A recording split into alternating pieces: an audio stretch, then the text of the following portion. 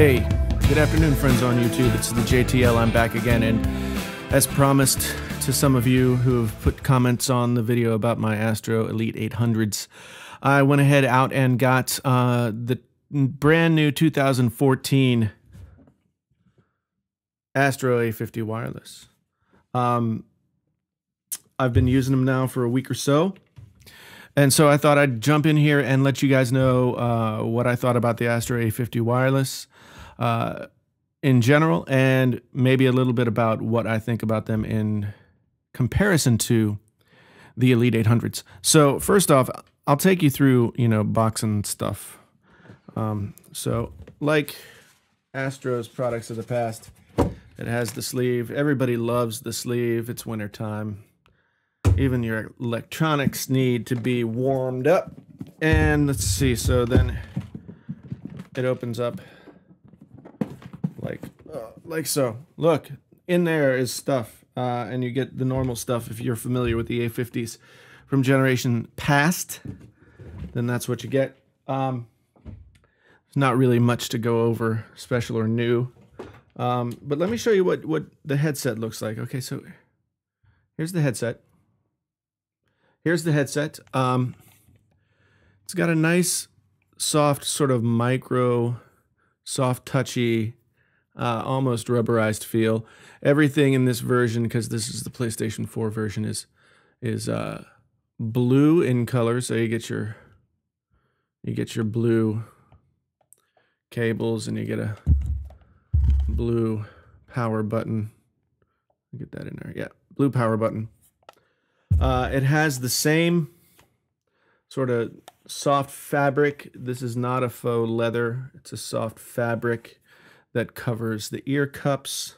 It's very nice. It's got a microfiber, like a foam, memory foam. I don't know if it's actually memory foam. They say it is, but who knows? And there's plenty of space inside for those of you with giant ears. Volume. It has a detented volume knob. Detented, for those of you who might not know, means it clicks with each turn. Here's a chat cable input. If you want to, you can use these with the PlayStation 4 or the Xbox 3. I guess the Xbox 360, but Xbox One. You have to have the chat adapter in order to use it with the Xbox One. But that's the case with the Xbox One branded A50s. The only difference being they provide you that chat adapter to plug into your controller as part of the deal. Let's see here. You've got a switch that goes through 3 presets, and if they're still the same as they were before, then one is game, 2 is movie, and 3 is music, or something like that. I set it on 1. I leave it on 1. That's the one that sounds best for the use that I have, which is gaming. Same mic deal. It has it comes down and it clicks into place to mute. That is a nice feature. Here is your micro USB charge. And as for controls, I mean, here, same as the previous A50, back and forth to mix the chat and game volumes. And that's about it. I just noticed that mine has this little dent in it. I don't know where that dent came from. Anyway, it's not from me. It's just sat here on my desk. Let me see if I can pull over the rest of the stuff. So I've got it plugged in because I'm lazy still. I'll unplug it though. Okay, so here is your A50 base station, the Mixamp TXD. TXD, I don't know what it stands for. Same buttons as on the previous Mixamp. And then you've got on the back, let's see, make sure I get it in the light here. Come on, everything is reversed. I need to learn this. Sorry, people of YouTube. So you've got an aux input where I guess you could plug in your MP3 player or something like that. You've got a power micro USB, so that plugs into your that plugs from the micro USB into your PlayStation. Then you've got optical out and optical in, so you can go in from the PlayStation and then out to your TV receiver, soundbar, whatever. And then you've got a USB charging. So power is really for power from the PlayStation, and USB is really for charging your headset. Let's see. The shiny metal poles on the headset. Astro branded headband here. It's nice. I give it to Astro. Their headsets are sexy and comfortable. And so I guess the burning question about this headset. Oh, and it comes with one last thing. It comes with the exact same stand as we've seen. The mix amp sits, boom, right in there. Oh, and even the mix amp's bottom sort of, grippy rubber slide deal is blue, PlayStation 4 blue. So the real question for you people of YouTube, they feel nice. I will give them that. The mic doesn't have to get too far from your mouth. That's one thing I learned with my last set of A50s, is that the mic is definitely hot. And I think these are no different. So the real question is, what's different about these besides some blue and some chrome and some different box from the previous A50s? And I looked around on the internet. I asked some of you in the comment section of my last video what was the difference. And supposedly the sound overall is different. The mic is different. I have to be honest. Honestly, I've used the A50s a couple of different times for extended periods, and I couldn't tell a big difference from these compared to the A50s that I'd used before. They're still very comfortable. The sound is still great. But overall, I mean, this is not really an update. It's more of a refresh when it comes to the A50. It's basically the same headset with some blue and some chrome, like I said. And to be honest, I'm a little bit disappointed in that. I would have liked to have seen something brand new happening with this headset. But, c'est la vie. The drivers aren't even new. I went and tried to install new updated drivers when I got the headset, and there were no updated drivers for this headset. So either they're using the exact same drivers that they were using in the previous version of the A50, or they've got brand new drivers in there for this version, and they haven't updated them yet. So yeah, overall, they're pretty nice. So I mean, the real question is, I mean, they're $300. The Elite 800s from Turtle Beach are $800 or $300. Jeez, sorry. So I just got done using the Elite 800s and took them back specifically with the purpose of trying these A50s to see, 1-to-1, mono y mono, which one is better. Which one, if I were spending $300 on a set of headphones, would I spend my $300 on? Would I spend my $300 on either? For those of you who've watched my Elite 800 video, you know that I like that headset pretty well. You know that I was pretty impressed with what that headset could do and what it offered. Even though I have not been a Turtle Beach fanboy up until this point, Turtle Beach makes nice functional headsets. And up till the Elite 800, they had been, at best, that.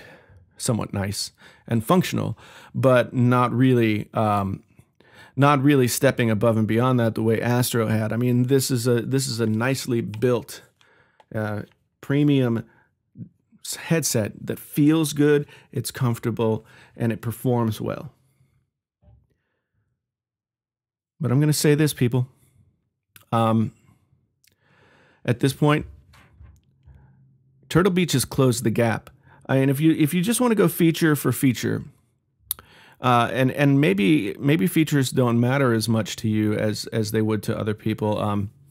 But if you want to go feature to feature, the Astro, you still have to use a micro USB cable to plug it in and charge it.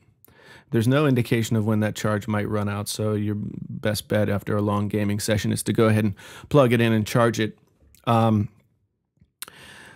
The mix amp has 2 buttons on it. So you've got a power button and you've got a Dolby button, which neither one of those do you really ever touch. In comparison to that, the Elite 800 has a magnetic base station that provides the same functionality as the cheap stand that Astro provides. But in addition to that, it locks the headset in there with a light magnetic grip, charges the headset, so and gives you an indication through an LED and a Turtle Beach logo of when the headset's fully charged. And at the end of the night, you drop it back in there, and the headset recharges itself by the time you grab it the next day to use it again. So that's a really nice feature, and there's no like grabbing a cable, having a cable, laying all over your desk so that you could plug it in and charge up your headset. So win for Turtle Beach. Astro has 3 presets, only one of which I really found usable. Turtle Beach has 4 preset banks with 4 presets each. So that gives the Turtle Beach a win to the power of, I don't know, I'm terrible at math, but it has a lot more presets. And no, you're not going to use them all, but it's nice to know that they're there. It's nice. And you can also control the Turtle Beach headset through an app that's only available through the Android Play Store, but also you can put in different presets. You can do presets. You can do presets on the computer and load them into your headset. That's not a feature on the Astro. What else? The Astro does have the boom mic, and I do prefer the boom mic to no mic at all, which is what the Turtle Beach has. However, I didn't notice and didn't have any complaints about the mic quality from either. From anyone that I was playing with. And I've done clan battles over the past weekend, and I've played Battlefield, regularly, and I've been on and listened. The surround sound, which is something that most of you are going to be pretty interested in. When I'm playing and there's game chat going on and everything else, it's really hard to judge the surround sound. But I'm going to say, just based on my gut feeling, that I like the surround sound from the Turtle Beach more than I like the surround sound from the A50. It seemed to have more room in it. And I guess when you're going for surround sound in a headset, that's what you want. You want the feeling of space and sound coming from behind you, around you, everywhere. The Astro does a great job. It's, to me, the same sound that Astro has had in the past. And feel free to correct me if that's absolutely incorrect.